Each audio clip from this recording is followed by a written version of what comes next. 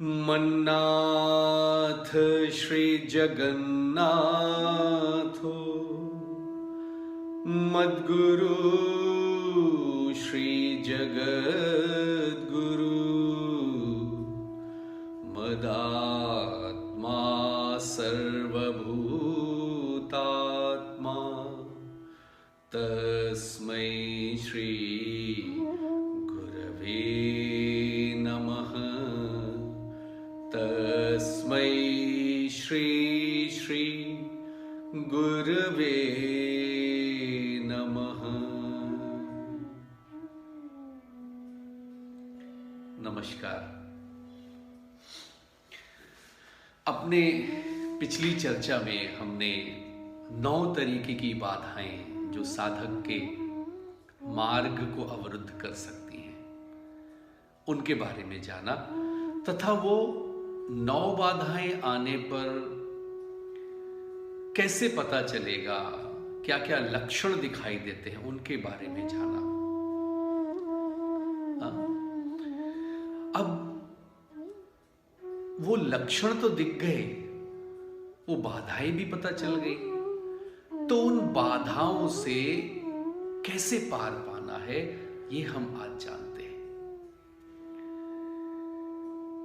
महर्षि पतंजलि मन के बहुत बड़े वैज्ञानिक रहे हैं। उन्हें पता था मन कब कब कहां कहां कैसे फंस सकता है, कहां गिर सकता है, कहां उठ सकता है। तो उन्होंने बाधाओं के साथ साथ उनका प्रतिषेध भी बताया, उनसे कैसे पार पाना है ये भी बताया। अगले सूत्र में महर्षि पतंजलि कहते हैं तत्प्रतिषेधार्थमेक तत्वाभ्यासः।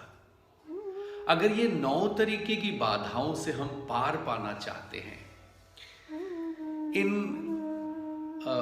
मार्ग के अवरोधों से सहजता पूर्वक निकलकर बाहर जाना चाहते हैं, तो एक तत्व अभ्यास के बारे में उन्होंने कहा। एक तत्व अभ्यास, एक तत्व अभ्यास का अर्थ क्या हुआ? एक ही पे फोकस करना, एक मार्ग को पकड़कर जुट जाना। एक ही चीज जो आप करते हो वो निरंतर अभ्यास में रखना, नहीं एक ही स्थान पर साधना करते तो वही करना, इत्यादि ऐसे बहुत सारी चीजें। आप एक तत्व को पकड़ लो, चाहे तुम उसको गुरु कहो, ईश्वर कहो, प्रकृति कहो, जिसकी भी संज्ञा देनी है दे दो, पर एक तत्व को पकड़ लो और उसी में रम जाओ। देखो, सारा खेल तो इस मन को ही एक करने का है। जैसे ही मन एक होता है ना, अमन हो जाता है। तो एक तत्व पर फोकस करने की बात कह रहे हैं महर्षि पतंजलि। आप देखो,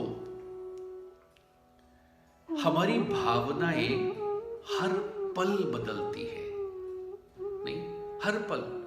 और ये बात महर्षि पतंजलि बहुत अच्छी तरीके से जानते थे कि कौन कौन सी भावनाओं में कौन कहां कहां हमारा मन फंस सकता है। तो एक ही भाव पर, एक ही धारणा पर कैसे टिके रहना है? धारणाएं तो बदलती हैं। आप देखो, मन में जैसी धारणाएं होती हैं वैसी ही छाप हमारे मन पर पड़ती चली जाती है, नहीं? तो महर्षि पतंजलि क्या कह रहे हैं कि किसी एक को पकड़कर उस पर धारणा करना शुरू करो, उसके अनुसार कार्य करना शुरू करो।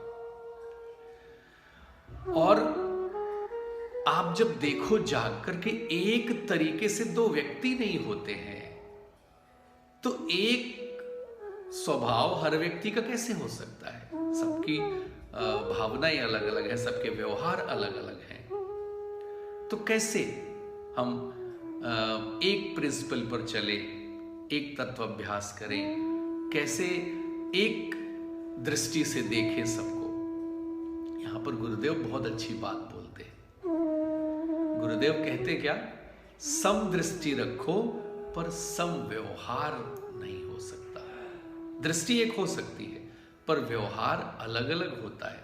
आप अपने दैनिक जीवन में भी देखो, आपको हर एक व्यक्ति से अलग तरीके से व्यवहार करना पड़ता है, नहीं? तो कैसे एक तत्व पर फोकस कर पाए, कैसे एक तत्व अभ्यास कर पाए? तो महर्षि पतंजलि बताते हैं कि कैसे तुम अलग अलग लोगों से अलग अलग व्यवहार करके भी अपने चित्त को प्रसन्न रख सकते हो। देखो, सारा खेल तो चित्त की प्रसन्नता का है। आप देखो, जब आप साधना करते हो, सुदर्शन क्रिया करते हो, प्राणायाम करते हो, योग आसन करते हो, तो कैसे शांति की अवस्था होती है। ध्यान करते हो तो मन शांत रहता है। अब वो शांति जो हमें ध्यान के भीतर महसूस हुई है, वो ध्यान के बाहर भी कैसे महसूस कर पाए, कैसे लोगों के व्यवहार में भी हम उस प्रसन्नता को ला पाए, लोगों से व्यवहार करते समय भी अपने को प्रसन्न रख सके। तो महर्षि पतंजलि अगला उपाय बताते हैं, मैत्री करुणा मुदिता उपेक्षा नाम पुण्यो पुण्यो विषयानाम चित्त प्रसादना। कैसे हम अपने चित्त की प्रसादना माने चित्त को प्रसन्न रख सकते हैं, ये बताया उन्होंने। महर्षि पतंजलि ने बताया 4 कैटेगरी है लोगों की। सबसे पहला, जो प्रसन्न रहते हैं, खुश रहते हैं। दूसरी, जो दुखी हैं, अप्रसन्न है। तीसरी कैटेगरी बताई, जो अच्छे कार्य कर रहे हैं, पुण्य कर्म में लगे हैं। समाज में हमने देखा है ना, लोगों को अच्छे कार्य में लगे हैं।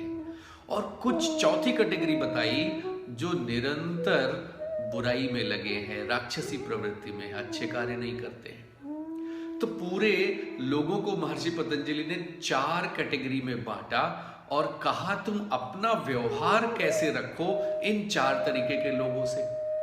तो पहला उन्होंने बताया मैत्री, मित्रता। किनसे?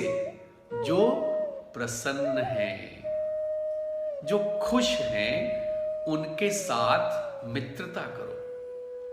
पर अक्सर क्या होता है, जो प्रसन्न है तो हम क्या ढूंढते हैं, अरे ये कैसे खुश है, इसने क्या प्राप्त कर लिया, तो कहीं ना कहीं ईर्ष्या डेवलप होनी शुरू हो जाती है। तो महर्षि पतंजलि कहते हैं, जो प्रसन्न लोग हैं, जो सुखी लोग हैं, जो खुश रहते हैं, उनके साथ मित्रवत व्यवहार करो, उनके साथ मित्रता रखो।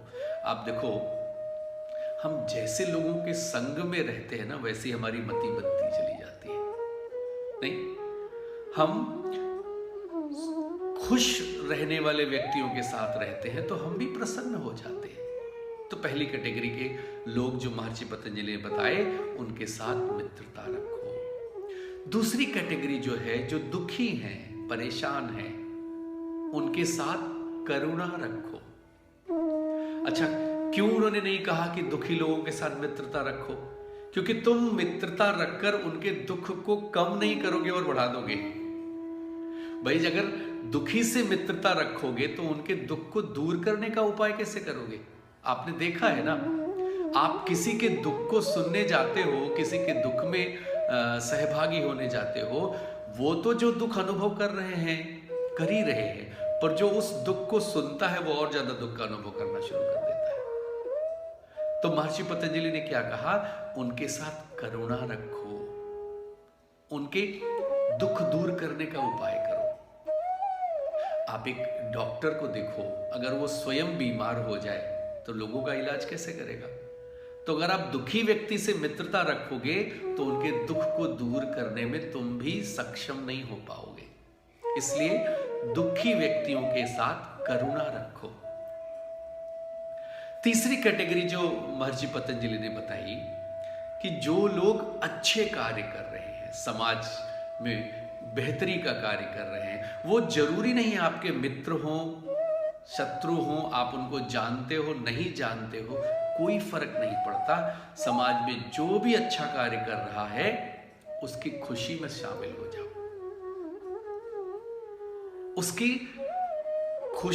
उसके अच्छे कार्यों से तुम भी प्रसन्न हो, उनके अच्छे कार्यों में सहभागी बन जाओ, प्रसन्नता महसूस करो, मुदित महसूस करो, प्रसन्न महसूस करो। फिर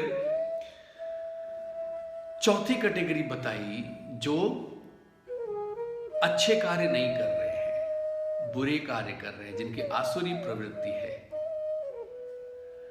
महर्षि पतंजलि कहते हैं ऐसे लोगों के साथ उनकी उपेक्षा करो, इंडिफरेंट रहो, उदासीन हो जाओ, उनकी उपेक्षा करना ही ठीक है। क्योंकि बुरे लोगों के साथ अगर तुम मित्रता करोगे तो तुम भी उसी दलदल में धंसते चले जाओगे। तुम उनके प्रति करुणा भी रखोगे तो भी उनको निकाल नहीं कर पाओगे, क्योंकि उनकी वो वृत्ति बन गई है, वो प्रवृत्ति में है उस तरीके की, बुरे कार्य ही कर रहे हैं। नहीं, उनके बुरे कार्यों में तुम प्रसन्न भी नहीं हो सकते, क्योंकि तुमको पता है ये बुरा कार्य है, तो किसी भी बुरे कार्य में तुम प्रसन्न कैसे हो सकते हो। इसलिए जो समाज विरुद्ध, नियम विरुद्ध, अपुण्य कार्यों में लगे हैं, उनके उपेक्षा करना अच्छा है, उनकी उपेक्षा करो। और ऐसी भावना जब तुम रखते हो तो चित्त प्रसादना होती है, तुम प्रसन्न रह सकते हो। क्या? मैत्री, करुणा, मुदिता, उपेक्षा, पुण्य अपुण्य विषयानाम चित्त प्रसादनम। ये तरीके से व्यवहार जब तुम करते हो तब तुम अपने चित्त की प्रसन्नता को बना के रखते हो।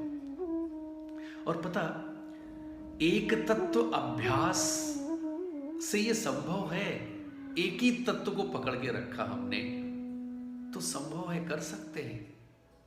नहीं, मन का एकीकरण हो जाने से ही चित्त की प्रसन्नता आती। जब तक मन विभक्त रहता है तब तक वो एक इकट्ठा नहीं होता है, और एकत्रित होते ही वो ध्यानस्थ होना शुरू हो जाता है और प्रसन्न होना शुरू कर जाता है। तो ध्यान में तो प्रसन्नता महसूस हो जाती है, एक तत्व अभ्यास करके कर सकते हो। वही जब हमें समाज में, व्यवहार में लेके आना है, तो इन तरीके के व्यक्तियों के साथ जब तुम अपना व्यवहार परिवर्तित करते हो तो चित्त प्रसादना होती है। फिर साधक का प्रश्न आता है, चलो भाई अगर हम ये नहीं कर पाते हैं तो क्या करें, एक तत्व अभ्यास नहीं हो पाता तो क्या करें। तो आगे और भी उपाय बताते हैं कि कैसे तुम प्रसन्न रह सकते हो, कैसे इन 9 तरीके की बाधाओं से पार पा सकते हो। तो कहते हैं प्रच्छद्धर विदारणाभ्याम व प्राणस्य। कहते चलो एक तत्व अभ्यास नहीं हो पाता, अच्छा तुम एक काम करो, अपने सांस की लय को परिवर्तित करो, उसको थोड़ा तोड़ो, छिन्न भिन्न करो। आप देखो ना, हमारी अंदर आने वाली श्वास और बाहर जो आने वाली सांस में एक लयबद्धता है। तो महर्षि पतंजलि कहते हैं अपनी अंदर आने वाली और बाहर जाने वाली श्वास के लय की गति में, उसकी लयबद्धता में परिवर्तन करके भी तुम 9 बाधाओं से पार पा सकते हो। अब जरा देखो सुदर्शन क्रिया में हम क्या करते हैं, यही तो करते हैं। तो जाने अनजाने गुरुदेव ने हमारे जानकारी में, भले हो या ना हो, हमें ऐसा माध्यम दे दिया है कि हम अपने चित्त को प्रसन्न रखते हुए उन क्लेशों से बाहर आ सकते हैं, उन अंतराया से बाहर आ सकते हैं। नहीं तो कैसे ये लय को तोड़ना है, फिर आगे क्या होता है, इस पर हम अगले सूत्र में चर्चा करते हैं।